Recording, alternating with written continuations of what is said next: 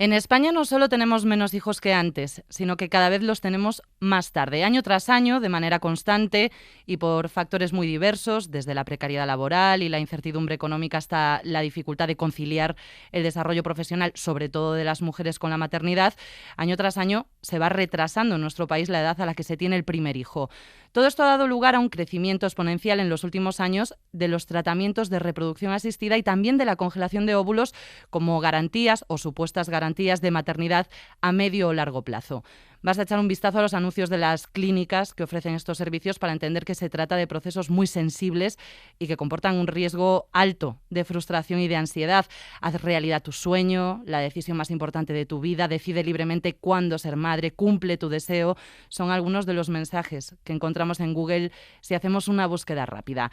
¿A quiénes se dirigen estos mensajes? Bueno, vamos a fijarnos primero en la evolución de la natalidad en España. Teresa Rubio, ¿qué tal? Buenas noches. ¿Qué tal? Buenas noches, Marina. En la última década el número de nacimientos ha caído un 30% y la pandemia directamente nos ha llevado a batir nuestro mínimo histórico, a situarnos en cifras similares a las de la posguerra. Cuando dejamos atrás la dictadura, por ejemplo, las madres primerizas tenían una edad media de 25 años. ¿En qué punto está ahora, Teresa? Pues según el último informe del Instituto Nacional de Estadística, que es del año 2020, la edad media se situó en 32 años y 3 meses. La primera vez que se superó la barrera de los 30 fue en 2011. En el año 2000 la media era de 29 años, en 1994 de 28 y tenemos que retroceder hasta 1980 para encontrar esa edad media para ser madre en los 25 años. Otro dato llamativo ahora de los actuales, Marina. Si vamos a los polos de edad de las madres, el año pasado 1.800 lo fueron con menos de 18 años. Casi 3.000 tenían más de 45 años y más de 300 superaban los 49 años. Respecto a los nacimientos, el año 2020, con menos de 440.000, se marcó el mínimo histórico desde que esos datos empezaron a contabilizar oficialmente, que fue en 1941, como decías, en plena posguerra. Casi 3.000 mujeres tenían más de 45 años. La incorporación de las mujeres al mundo laboral, la falta de estabilidad económica, la evolución también, claro, generacional, los problemas de conciliación, estos y otros factores están detrás de ese retraso en la edad de maternidad. Pero claro, aquí salta otra brecha, la que se abre entre el deseo y la realidad. Según la última encuesta de fecundidad del INE, casi 3 de cada 4 mujeres desean tener al menos 2 hijos, pero eso no se corresponde después con la realidad, con lo que acaba ocurriendo, porque muchas veces cuando tus condiciones externas ya te dicen que sí, es tu cuerpo el que te dice que no, y eso ha hecho que se disparen en los últimos años las clínicas de fertilidad y la congelación de óvulos en nuestro país, Teresa. Sí, en 5 años el porcentaje de mujeres que preservan sus óvulos ha crecido más de un 50%. En 2015 no llegaron a 1.500 y el último año que tiene contabilizada la Sociedad Española de Fertilidad, que es de 2019, fueron casi 3.000 más. El 27% lo hizo por una causa médica, normalmente asociada al cáncer, y el resto por razones sociales. Eso respecto a la congelación. En cuanto al número de mujeres que han realizado algún tipo de tratamiento de fertilidad, en el último año del que hay datos, que es 2019, descendieron un poco, pero vamos, por primera vez y muy poquito, apenas un 1%. Se realizaron algo más de 180.000 procedimientos, 150.000 ciclos de fecundación in vitro y 32.500 de inseminación artificial. Teresa Rubio, muchísimas gracias. Un beso. En los últimos años, si cruzamos las estadísticas del INE y de la Sociedad Española de Fertilidad, podemos hablar de que casi 1 de cada 10 bebés que nacen en España provienen de tratamientos de reproducción asistida. Nuestro país es uno de los líderes europeos, referentes mundiales en este ámbito, y uno de los centros pioneros, con presencia ya también en otros países de Europa y de América, es el Instituto Valenciano de Infertilidad, el IVI. Marcos Meseguer es embriólogo y supervisor científico de fecundación in vitro de estas clínicas. Doctor, ¿qué tal? Buenas noches. Hola, buenas noches. ¿Ustedes han notado ese aumento en sus clínicas del uso de técnicas de reproducción asistida? Sí, sin duda se ve una tendencia al aumento. Quizás no porque, diríamos, el grupo o la población que tiene que realizarse un tratamiento o que está en la fase de fértil tenga que tener hijos, porque es verdad que nuestro crecimiento como poblacional no existe. Es verdad que sí que se puede estar supliendo por la inmigración, pero no es porque cada vez haya más gente, sino porque el retraso en la maternidad hace que muchas mujeres que deseen tener hijos tengan que recurrir a tratamientos de reproducción asistida porque no consiguen el embarazo de manera natural, y por eso se ve ese incremento. Quería preguntarle cuál es el perfil más o menos de sus pacientes, o son mujeres de más o menos qué edad. Bueno, la edad media en los tratamientos de reproducción asistida está por encima de 36 años, la edad media. Porque tenemos varios tipos de pacientes que necesitan un tratamiento de reproducción asistida porque cuando han intentado tener hijos ya han llegado a una edad avanzada desde el punto de vista reproductivo.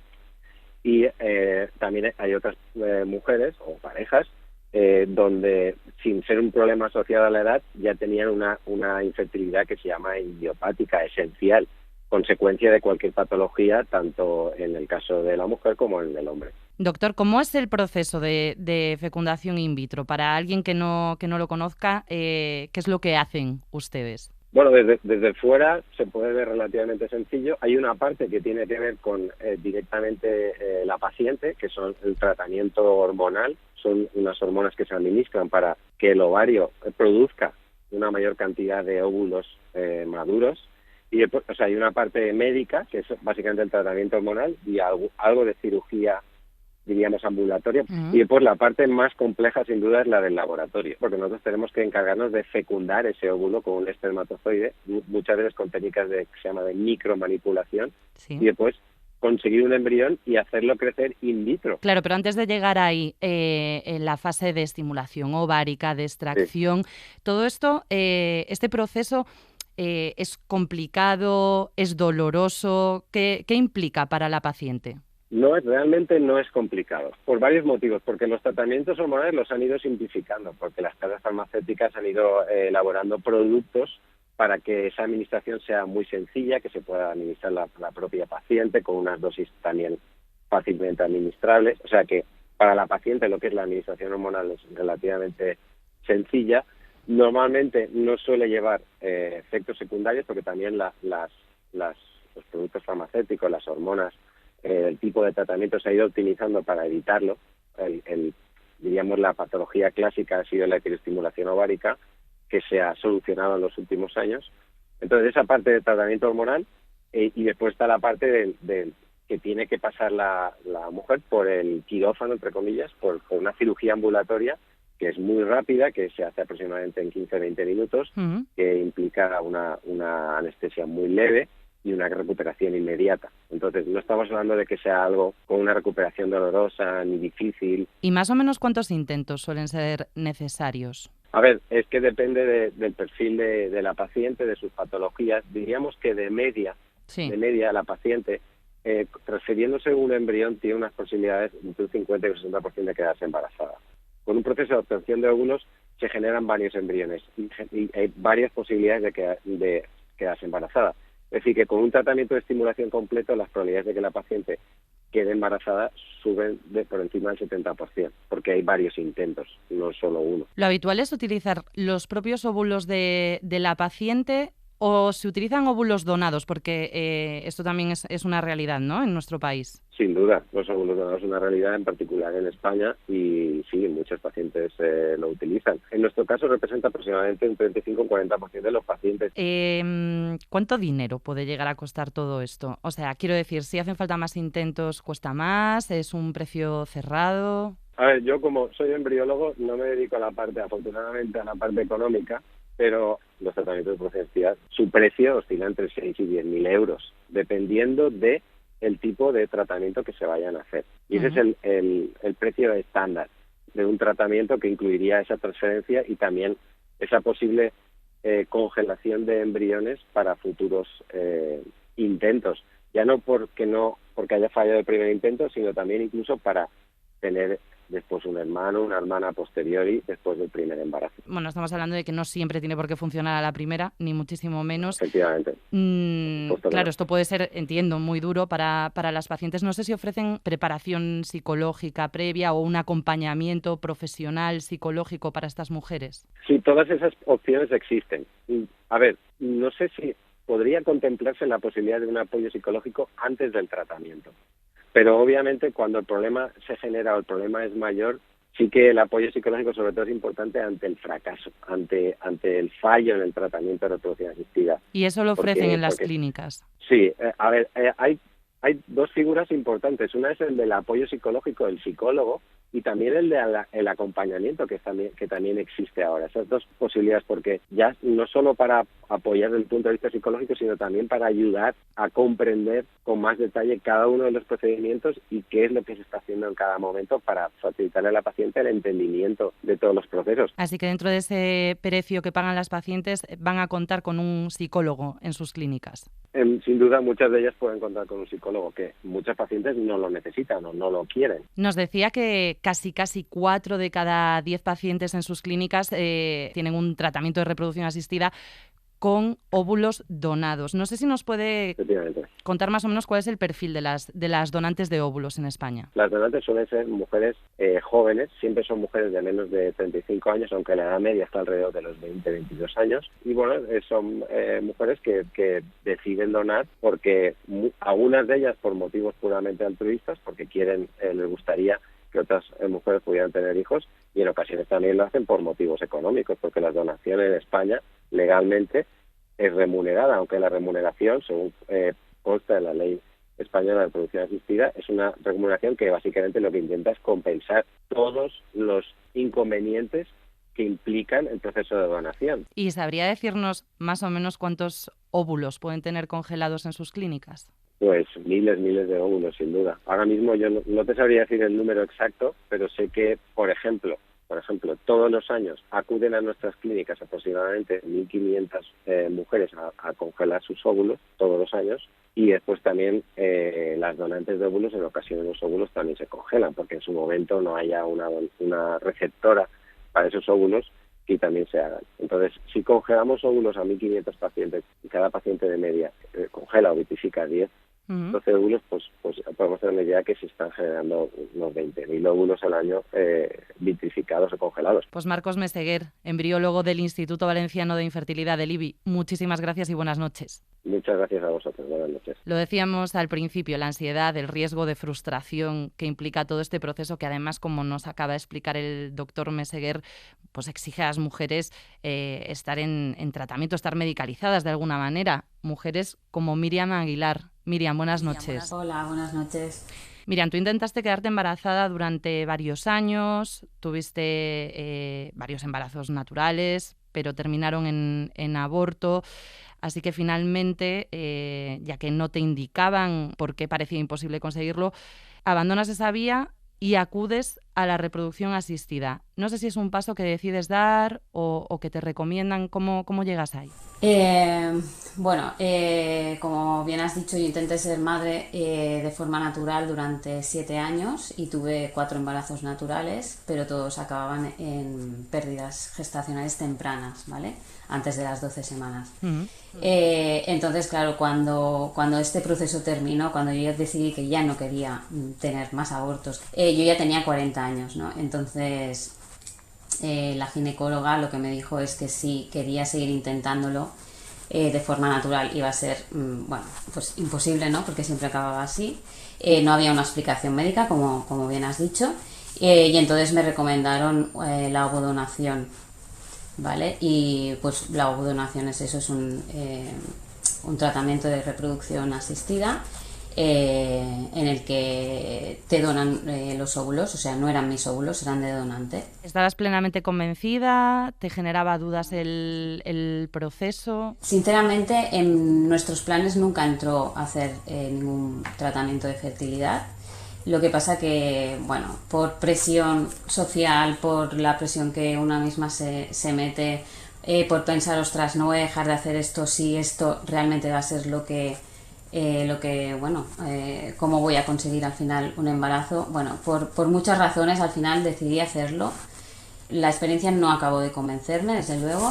Era muchísimo dinero, más dinero del que se ha hablado. ¿Sí? Fue en torno a unos 18.000 euros. Uh-huh. Un tratamiento de ovodonación en el cual obtuvimos 7 óvulos de la donante y solo 4 fueron viables. Entonces me hicieron 3 transferencias, o sea, una transferencia con un óvulo, con un embrión que no funcionó, la segunda con un embrión que no funcionó y la tercera con 2 porque se suponía que había más probabilidades de éxito, y entonces me pusieron los 2 últimos que tampoco funcionaron. Miriam, ¿cómo viviste ese fracaso? La verdad es que, claro, yo cuando llegué a la donación pensé que yo ya llevaba 7 años intentando ser madre y llevaba un proceso, claro, llevaba muchos años de proceso, había pasado por todas las fases y yo ya estaba en fase de aceptación de que era probable que no fuera madre, y para mí era muy claro que ese era el último intento que hacía.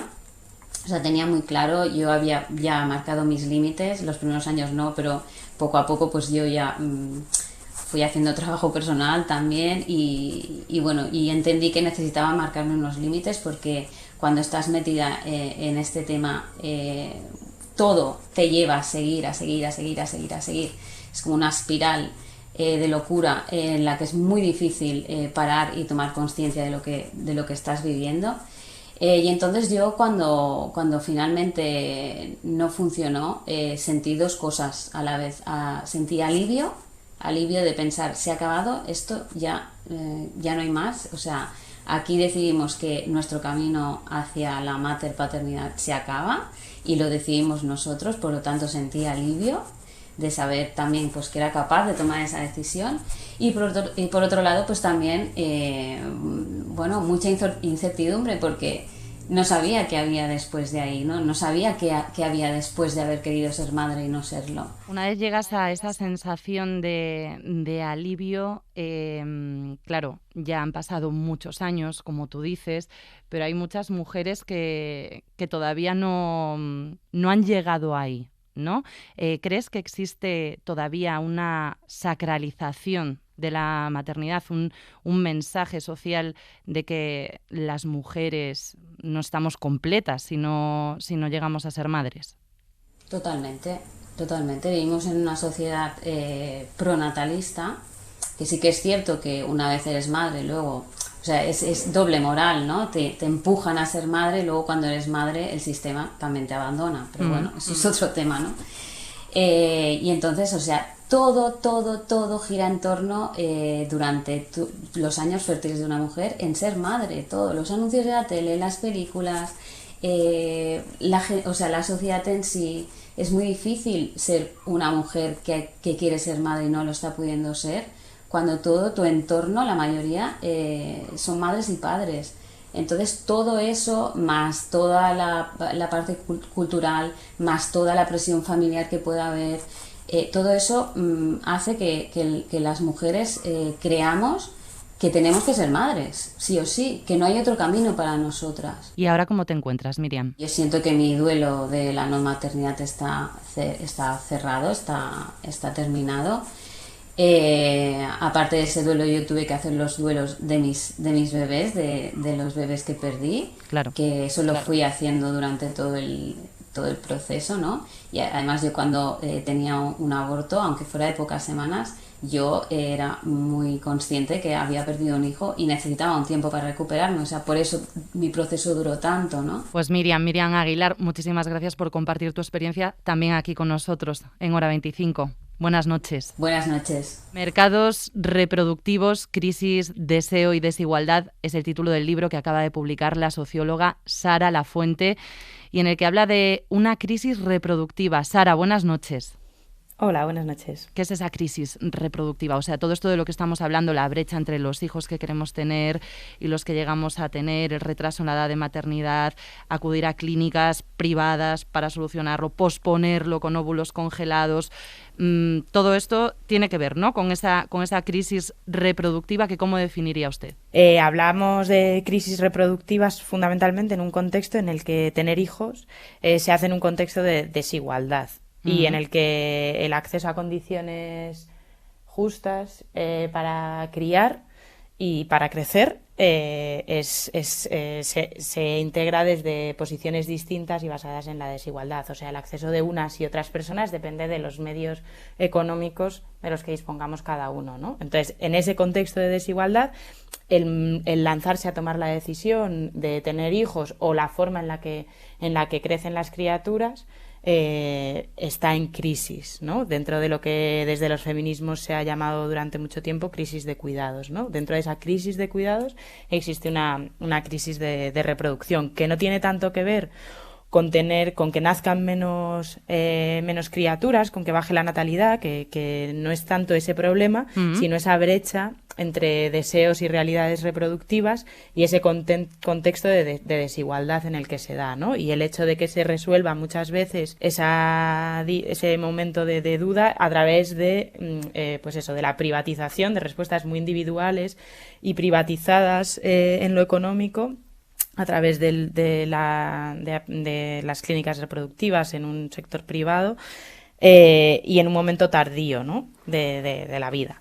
Claro, tenemos hijos cada vez más tarde, tenemos menos hijos de los que desearíamos tener, todo eso por un compendio de factores y de circunstancias que no estamos atacando, ¿no? Sino que esto se está, de alguna manera, solucionando o resolviendo con un mercado, ¿no? Se ha creado un mercado reproductivo para resolver una necesidad.